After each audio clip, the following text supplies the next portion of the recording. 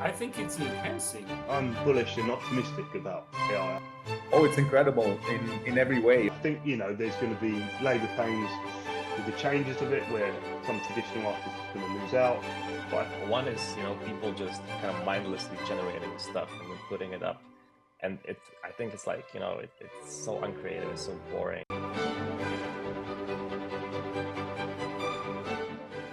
I think the number one thing it's going to do is decrease the barrier to entry.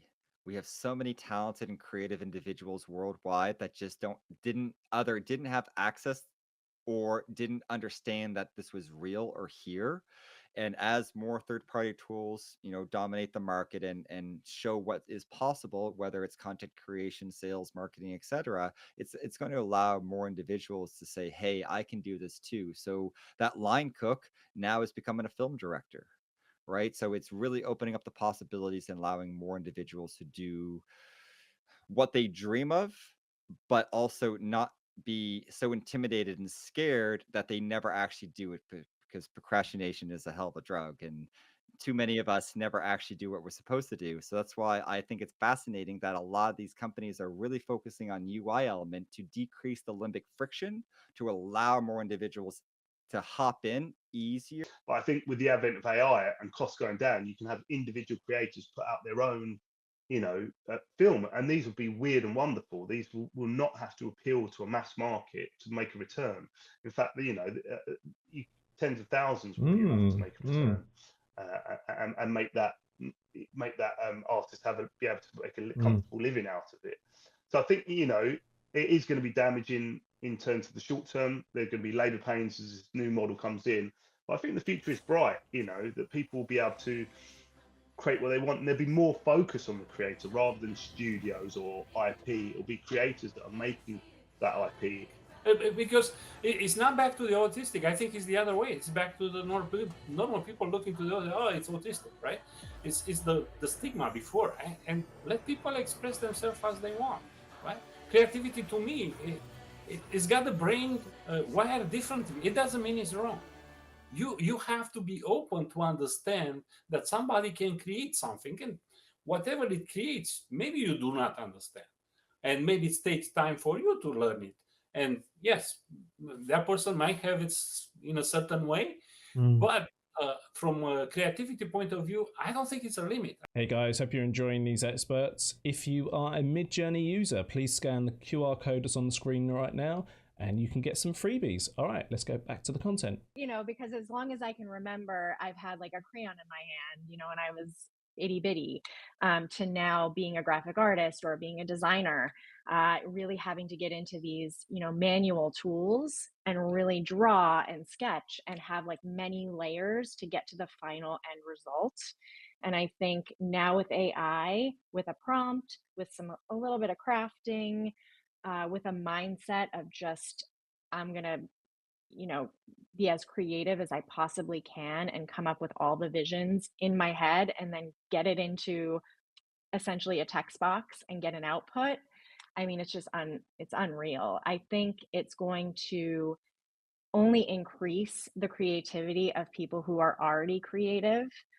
It's unlocking like completely new avenues that we never would have had the vision for, or the technical skills to do. So now this is essentially advancing, our capabilities and our drive and our design thinking into different avenues. I think, I'm a traditional artist. I used to do graffitis and statues and croquet and illustration and cartoons and everything.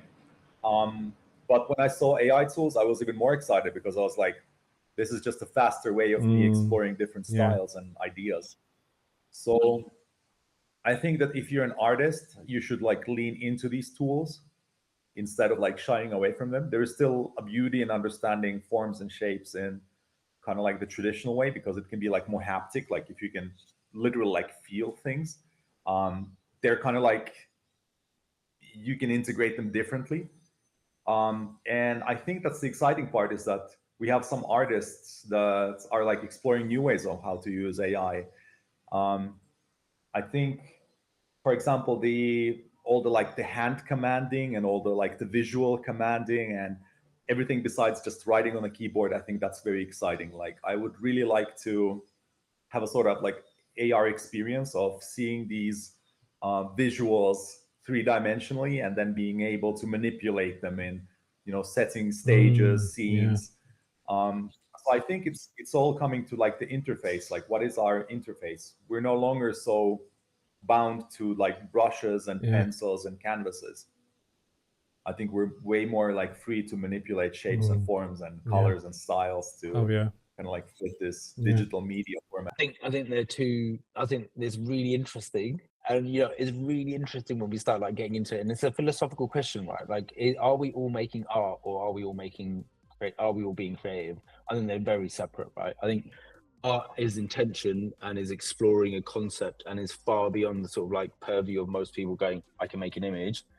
So, as an artist, I can say that this has impacted me in a positive way.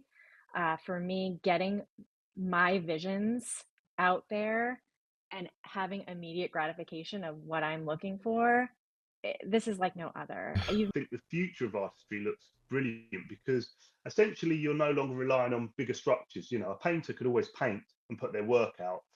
A filmmaker couldn't do that. They had to rely on funding structures and going to, you know, bigger organizations and appealing to big audiences in order to get that money through. So, you know, we've been sort of stuck for the last 10 years with very similar films coming out and very similar types of films that are coming out because they're the only ones that can make money for those broad audiences. Okay, like speeding up this creativity loop so that you can explore more ideas, you can go further, you can, you know, land on something that might be better if it didn't have any AI assistance. And I think this is definitely how AI is being used today. And I think as we also improve, you know, as we're like, you know, we're building out things like storyboarding, it's the same thing, you know, it's all about that visual part. You know, when you're actually directing it, you're asking yourself, how should this look? And when you have an ability to like preview, you know, 10, 15 different versions of how this scene could look, you know, it might spark some inspiration, you know, oh, wow, it could be in this style. It could be framed like this. And then we start thinking, oh, I could, you know, redo this and redo that. And you quickly pull it together and you see, well, this doesn't work. Or like, oh, but this could work. And I think this is how it's impacting creativity in a really positive way. And at the same time, hopefully, as we build out all the tech for the production part, make production really cheap and fast, we're also going to enable so many people that, you know, had an idea, had a script, had a job, but couldn't go out and make it, go out and make it. And I think, you know, there's so much creativity we could say is lost because it never sees the light of day because somebody didn't greenlight it that actually has a budget to do and has, you know, some kind of, you know, corporate goal or mission or initiative that this just doesn't align with, and it's not gonna get made because of that, and it's a shame it doesn't. But you know, it's totally reasonable they didn't do it. And that's creativity. I think that's amazing. And I think there's going to be a massive impact of more people being more creative, which I am so on board with. Like honestly, I can't imagine what organizations are going to look like when they go, oh my God, this idea came from a strategist. For example, imagine in advertising, so many brilliant strategists have their ideas that then need to go through a creative department to then be actualized. Now, what if I could empower every single strategist to make their idea all the way through and then actually A/B split test it in the real world alongside the creatives? You know, like there is a completely brand new space for creatives to like work in, and I think that's amazing. But that is not to be confused with art. Like they're not making, that's not art. Like that's just not art. Like we can, you know, and I'm saying that because I make both of those things. Art is separate from that. Like it doesn't need to be sold. People don't need to understand it. When you start making creativity for brands and for the world, it needs to be understood. Art doesn't need to be understood. So I think they're two separate things. So until people are like going, I'm making AI art, they're like, you don't understand. That's when I'll be like, that's really fascinating. But like to say, like I did a Studio Ghibli version of the Marvel superheroes. That's not art, I'm afraid. That's a really interesting expression of creativity, and I'm really all for it. But that doesn't mean it's art. So I think there's really interesting dynamics and really important sort of like levels there. So I hope you liked listening to those experts. You can watch this show on YouTube and get it on your TV at home in 1920 by 1080. Ooh. And you can also like our LinkedIn page, which is AImode, and that's on the screen right now. Should be some QR codes that you can scan. All right, until next time, guys, I shall see you soon. Bye.